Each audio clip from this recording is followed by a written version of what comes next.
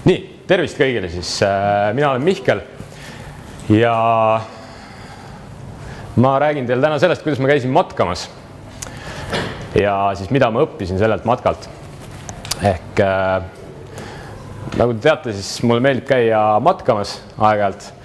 Nii ma käisin siis ka 2 nädalat tagasi Austrias ja mõtlesin, et võtan ühe päeva selleks, et lihtsalt sõita rongiga mägedesse, matkata seal ühe päeva ja siis sõita edasi.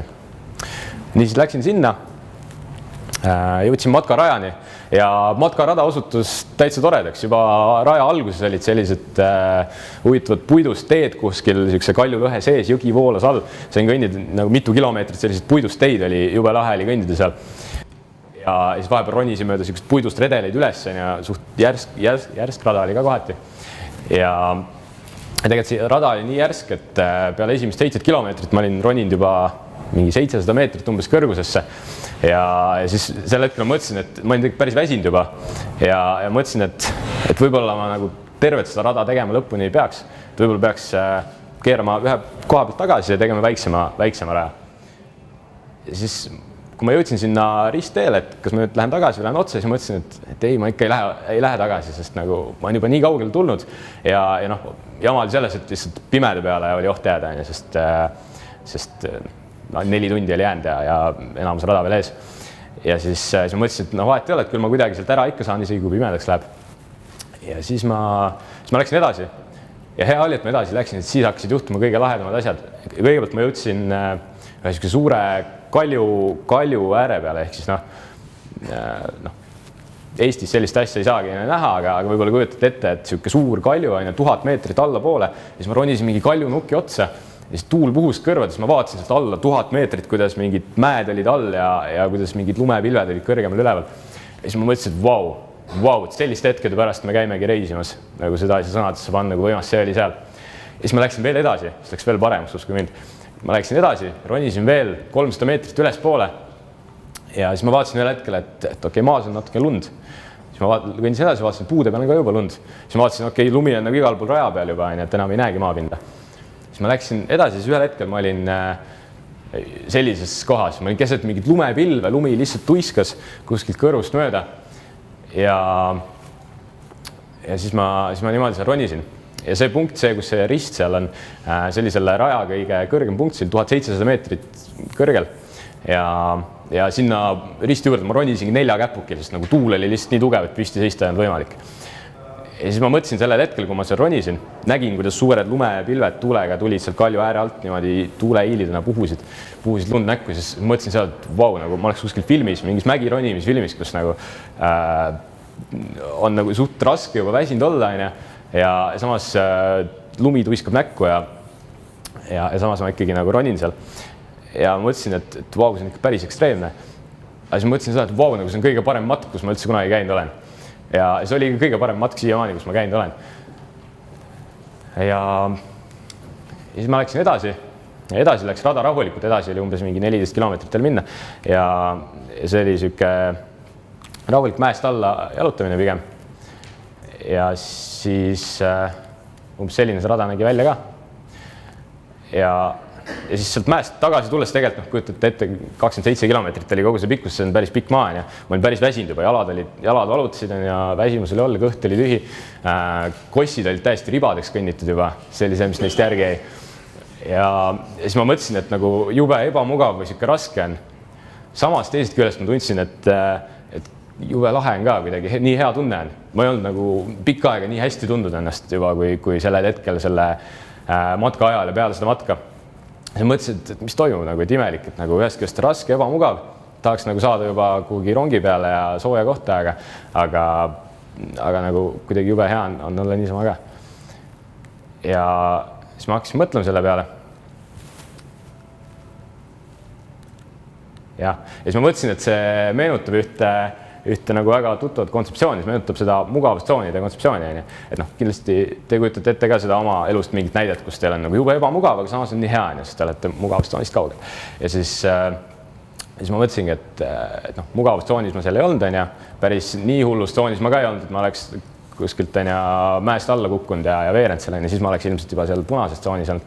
Aga ma olin tõenäoliselt kuskil seal, tuli kuskil seal selles learning zone'is ehk siis see on niisugune optimaalne tsoon, kus on hea olla, kus ei ole nagu liiga mugav olla, aga samas ei ole ka nii hull ja seal nagu on suht okei.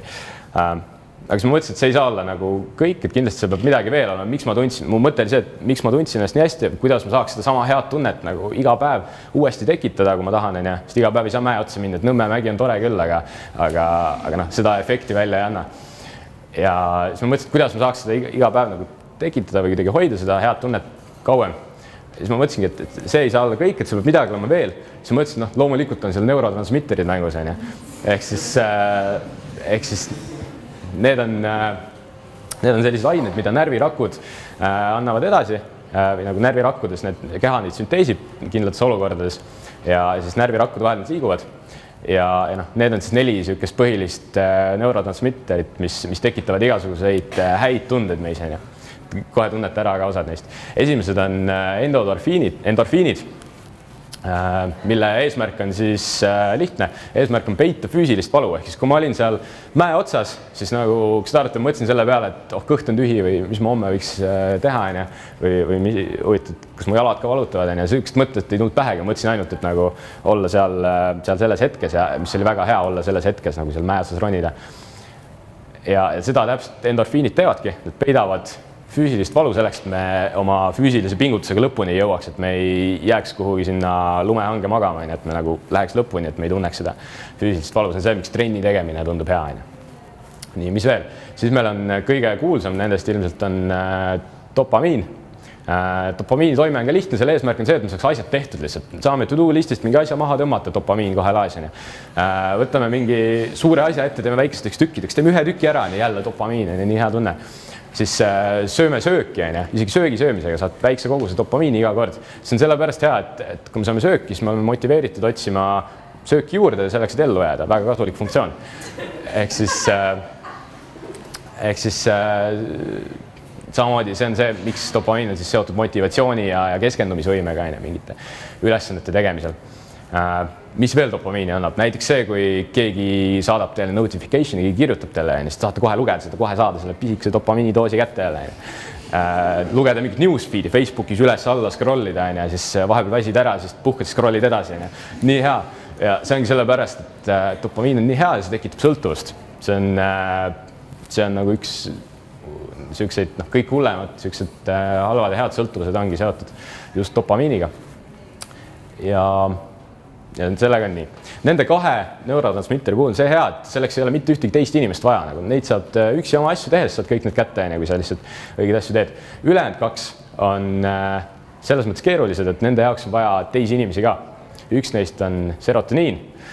Serotoniin on siis seotud igasuguse uhkuse ja staatusega, näiteks lõpetate ülikooli. Selle asemel, et saaksite omale meili peale teate dekanaadist, et palju õnne lõpetasite ülikooli. Selle asemel tehakse suur tseremoonia, kus te olete seal kõigi ees ja siis tunnete, et vau, nagu ma tegin midagi ära ja hea tunne. Serotoniin on kohe jälle põhjas. Kõige parem asi selle juures on see, et teie vanemad, kes publikus istuvad, vaatavad, et vau, nagu ma olen väga uhke ja neil on ka serotoniin laes. Ehk siis serotoniini mõte ongi tugevdada inimeste vahelist kontakti sellega, et või inimeste vahelist koostööd, et just selle uhkuse tunde või staatustunde kaudu. Selle probleem on see, et seda on suhteliselt lihtne kunstlikult tekitada. Näiteks me ostame omale uue iPhone'i, me ostame omale mingi laheda auto ja siis me sõidame sellega ringi, mõtleme, et me oleme jube kõvad tegijad ja siis on jälle serotoniin laes, aga see ei anna meile mingit tegelikku kasu, see ei tugevda meie nagu koostööd mitte kellegi teisega. Ja 4. põhiline head tunnet tekitav neurotransmitter on siis oksüdotsiin. See tekib siis igasugusest koostööst teiste inimestega, igasugune füüsiline kontakt alustades käevigistusest kuni kõige muuni, oksüdotsiin jälle tõuseb. Ja siis samamoodi, kui sa teed midagi head kellelegi teise, panustada oma aega selleks, et keegi teine saaks midagi tehtud enda jaoks. Miks me teeme seda? Teeme seda sellepärast, et saada see sama oksüdotsiin. Ja mis on selle juures eriti hea on see, et see tugevdab immuunsüsteemi, nii et väga kasulik asi. Need on siis need, mis tekitavad häid tundeid. Mis tekitavad mitte nii häid tundeid, on siis selline asi nagu kortisool näiteks. noh, see toimib niimoodi, et näiteks on sebrad söövad muru, on ju, savannis kenasti. Üks sebra näeb, et lõvi on põõsas, tahab teda jahtida, on ju. Siis sebra näeb seda, tal tõuseb kohe kortisoli tase kõrgele, ta saab aru, et okei, nüüd peab olema valmis, see siis tekitab sellist stressiefekti, see paneb teda valmis siis põgenemiseks. Ükski teine sebra seal karjas ei näe seda lõvi, aga kõik sebrad saavad aru, et midagi on valesti. Kõik saavad aru, et seal ühe sebra nagu kortisoli tase tõuseb, siis teistel ka kohe tõuseb, see nagu levib edasi niimoodi, et ei saa arugi. Ja kogu kari on ühel hetkel valmis ära jooksma, kuigi keegi pole, enamus neist pole lõvi näinudki veel. Ja jällegi väga kasulik efekt, sest kui lõvi välja hüppab, siis kõik kari vajab minema ühes koos. Ja kõik jäävad ellu, või mitte kõik, aga suurem osa. Igal juhul. Igal juhul jah, probleem sellega on see, et selle hetkel, kui stressitase tõuseb, siis immuunsüsteem lõpetab töötamise. Ja noh, miks on see hea näiteks noh, et tuua näidet nagu meile lähemalt, me ei käi tihti Karjamaal muru söömas, ma eeldan, aga me käime ülikoolis ja vahel on selline olukord, kus me näeme, et oih, meil on tunni aja pärast kontrolltöö, veel hullem, meil on tunni aja pärast eksam ja me ei ole üldse õppinud veel. Ja siis kohe tõuseb jälle kortisol kõrgele, et tekib selline stressi olek, ma pean kiiresti õppima, muidu ma kukun aine läbi, pean maksma selle eest, igast jama ja sa tahad selle ära teha, siis sa õpid ja võib-olla sa teed eksami natuke paremini ära, kui sa ilma õppimata oleks teinud, võib-olla isegi saad aine läbi. Ehk siis väga kasulik asi jällegi. Ja noh, ongi see on nagu hea mingis hetkes, samas selle toimiv immuunsüsteem lõpetab töö ajutiselt ja noh, kui me saame iga päev liiga palju seda lihtsalt, siis meie immuunsüsteem lõpetabki töö kogu aeg, mis ei ole nii hea. Üks teine hästi sarnase toimega asi, selle on adrenaliin, mis ei ole päris neurotransmitter, sest see toimib teistmoodi, see toimib vereringe kaudu, neurotransmitterid toimivad ajurakkude vahel. Aga adrenaliin toimib samamoodi, aga toimib kiiremini. Selle mõte on see, et kui lõvi ründab sebrat, siis sebra sellel hetkel reageerib, kuigi ta enne ei teadnudki, et lõvi seal põõsas on, ehk siis see toimib koheselt. Kortisool siis nii-öelda valmistab ette ohule reageerimiseks. Aga kogu see pikk jutt, kuidas meid siis igapäevaselt ikkagi mõjutab kõik need keerulised keemilised ained. Mõjutavad meid, need väljenduvad siis erinevate tunnete, mõtete, olekute kaudu. Ja siis ma püüdsin seda kuidagi kaardistada ja otsin mingit mudelit selle jaoks, et mis seda kuidagi väljendaks, aga ma ei leidnud ühtegi väga head mudelit. Ja siis ma mõtlesin, et ma teen ise selle mudeli. Ehk ma kaardistasin enda kogemuste põhjal ära sellised põhilised nii-öelda olekud või sellised olekud siis skaalal, kus meil on hästi intensiivne mõttetöö ja kus meil ei ole nii intensiivne mõttetöö, on siis paremal ja vasakul. Üleval pool on need olekud, kus me tunneme ennast väga hästi, suurepäraselt ja allpool need, kus me ei tunne ennast nii hästi. See skaala iseloomustab siis ainult selles mõõtmes, et niisugused produktiivsuse olekuid skaalal siis mõttetöö, mittemõttetöö, ehk see ei väljenda füüsilist tööd, see ei väljenda teiste inimestega kokkupuudet, aga need olekud on see, et kui me tunneme ennast suurepäraselt ja mõttetöö on intensiivne, siis seda võiks nimetada üks excited working staadiumiks, kus me teeme tööd, meile väga meeldib see. See on näiteks mingitel koolitustel osalemine, kus sa tunned, et vau, see on nii lahe, see kõik uus asi, mis ma õpin ja samas nagu mõttetöö on väga intensiivne, samamoodi mingisugune avalik esinemine ja kõik see on jällegi väga intensiivne mõttetöö, väga nauditav.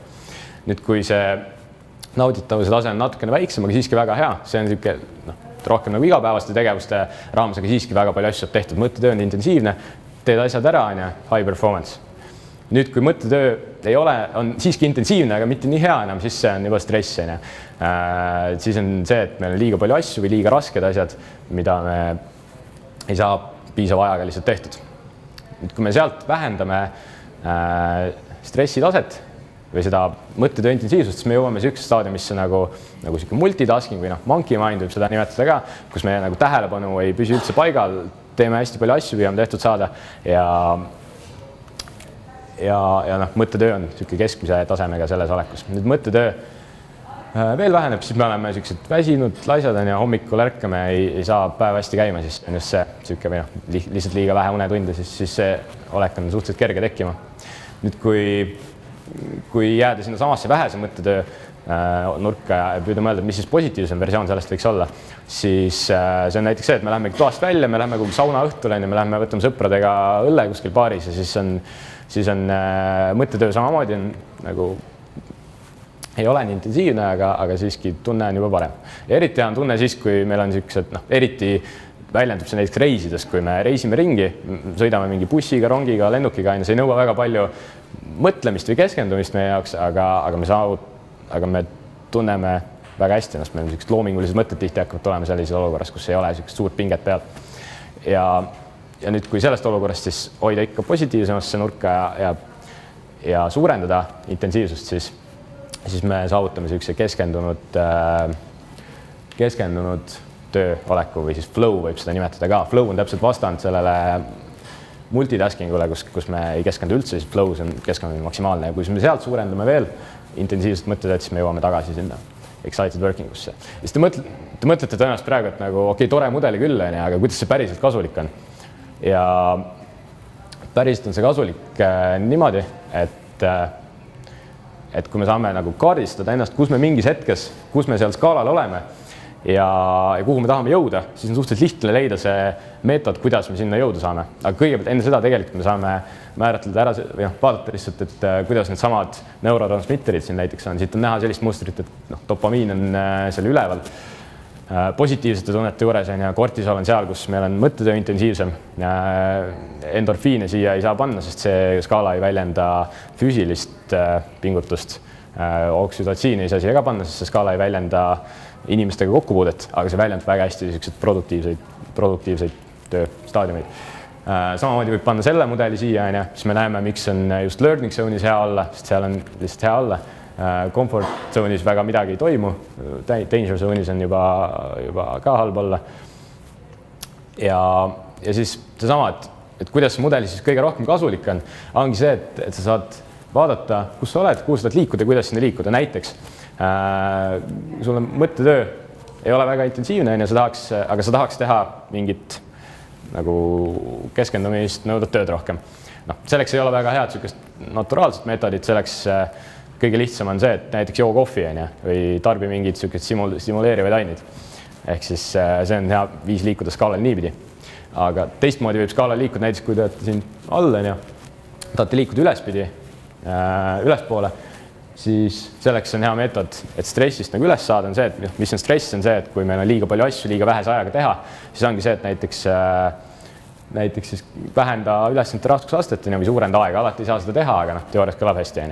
Siis siin nurgas saab seda ka teha, saab ülespoole liikuda, näiteks tunnete, et olete väsinud hommikul, ei jõua midagi teha, siis lihtsalt vahetage keskkonda, minge toast välja, rääkige inimestega, minge reisile, minge kuhugi uude kohta ja juba see meeleolu paraneb. Ehk siis neid variante on päris mitmeid. Igaühel on oma seosed, oma nagu mõtted selle kohta, aga see mudel aitab seda mõista natukene paremini. Ja siis on veel hästi huvitav seos nende kahe asja vahel, mis on üllatavalt sarnased. Ehk siis mõlemal juhul me püüame saada hästi palju asju tehtud. Ühel juhul siis multitaskingu puhul me keskendume erinevatele tegevustele niimoodi, me teeme ühte tegevust, teist tegevust, kolmandat tegevust, ühte, teist, kolmandat. Aga high performance'i puhul me teeme ühte tegevust, teeme seda lõpuni võib-olla, siis teeme teist, siis teeme kolmandat. Ehk siis see arv, kui palju me vahetame keskendumist erinevate ülesannete vahel, on erinev. Ehk siis see lahendus, kuidas jõuda multitaskingust otse high performance'is, see ongi väga lihtne, me peame lihtsalt keskenduma kauem ühele asjale ja vähem vahetama fookust. Just. Ja selline see mudel põhimõtteliselt on.